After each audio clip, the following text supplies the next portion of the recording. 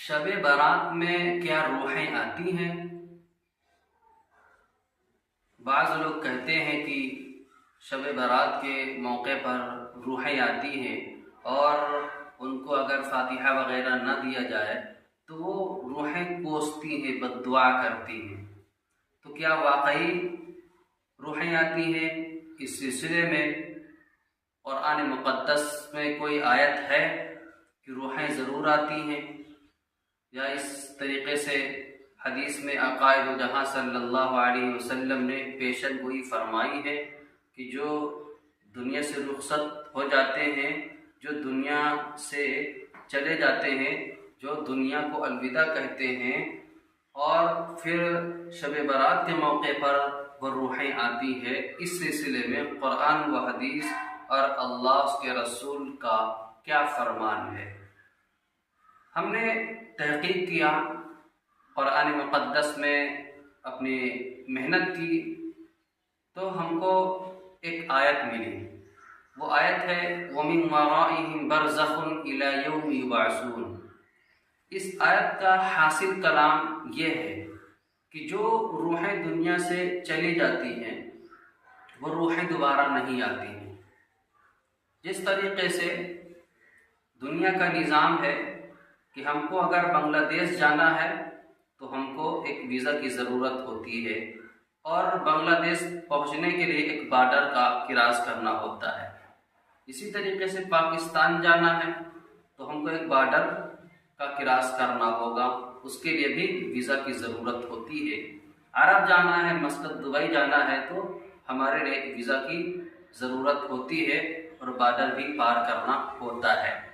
لیکن یہ نظام دنیا کا ہے کہ اگر آپ ایک ملک سے دوسرے ملک میں جانا چاہتے ہیں تو بارڈر کراس کرتے ہیں۔ یہ دنیا کا ایک نظام ہے، لیکن اللہ تبارک و تعالیٰ کا نظام ایک الگ ہے۔ اللہ تبارک و تعالیٰ کا فرمان ہے کہ جو دنیا میں ہے وہ اگر ہم سے ملاقات کرنا چاہے، اسے اگر محبت ہو کہ ہم اللہ سے، اپنے پروردگار سے ملاقات کر لے، تو اس کے لیے ایک شرط ہے۔ وہ شرط یہ ہے کہ وہ اگر انتقال کرے گا، دنیا سے رخصت ہو کر ہمارے گھر آئے گا، تبھی ہم ملاقات کر سکتے ہیں۔ لیکن اگر وہ مرے گا نہیں، انتقال کر کے نہیں آئے گا، تب تک ہم سے اس کی ملاقات نہیں ہو سکتی ہے۔ تو اس آیت میں اللہ تبارک و تعالیٰ نے خاص طور پر ایک بات کی وضاحت کر دی کہ وَمِن وَرَائِهِمْ بَرْزَخٌ إِلَى يَوْمِ يُبْعَثُونَ۔ جو دنیا میں ہے، جب یہ آدمی مر کر اللہ تبارک و تعالیٰ کے پاس جاتا ہے تو دنیا اور تو اس کے درمیان میں ایک پردہ حائل کر دیا جاتا ہے۔ پھر جب پردہ حائل کر دیا جاتا ہے تو اس پردہ کے باہر نہیں ہو سکتا ہے۔ تو جو دنیا سے رخصت ہو گیا اس کو چھٹی نہیں، اس کو آنے کی اجازت نہیں۔ تو روحیں دو ہی جگہ پر جا سکتی ہیں۔ بعض لوگ کہتے ہیں روحیں آتی ہیں، تو روح دو ہی جگہ پر ہوتی ہے، ایک یا تو جنت میں، دوسرا یا تو جہنم میں۔ جو جنت میں روحیں گئیں وہ نعمتیں چھوڑ کر آپ کے گاؤں، آپ کے علاقے، آپ کے قرب و جوار کے اندر وہ روحیں نہیں آتی ہیں، کیونکہ اللہ تبارک و تعالیٰ کے یہاں وہ نعمتیں اللہ نے ان کو عطا کیا ہے، ان نعمتوں کو چھوڑ کر آپ کے گھٹیا سے علاقے میں وہ روحیں نہیں آتی ہیں۔ گندھک اور خرافات اور بدمعاشی اور معاشرے میں بڑی برائیاں، ان تمام چیزوں کو وہ نعمتیں چھوڑ کر یہاں دیکھنے کے لیے نہیں آئیں گے۔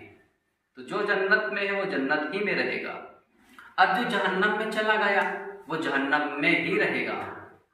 اس کا ایک دروغہ ہوتا ہے، وہ دروغہ دروازے پر ہوتا ہے، اور کسی روح کو نکلنے کی اجازت نہیں ہوتی ہے۔ کوئی روح نکل نہیں سکتا، کسی کام کے لیے بھی نہیں نکل سکتا، اس لیے کہ اللہ نے ان روحوں پر عذاب مسلط کر دیا ہے، تو ان عذاب میں وہ روحیں گرفتار رکھتی ہیں۔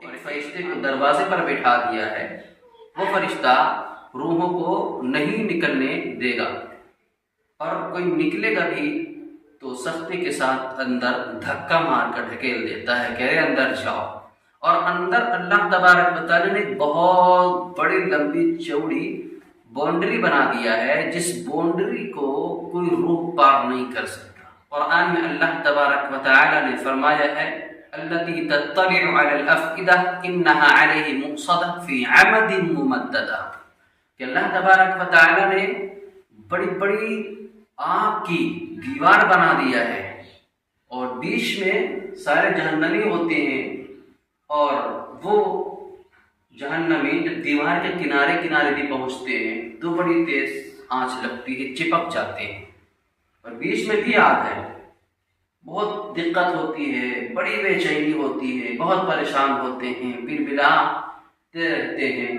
لیکن دیوار کے جیسے قریب جاتے ہیں تو بہت تیزی کے ساتھ تیز ترار آنچ لگتی ہے تو کھسک جاتے ہیں اور بسا اوقات چپک بھی جاتے ہیں۔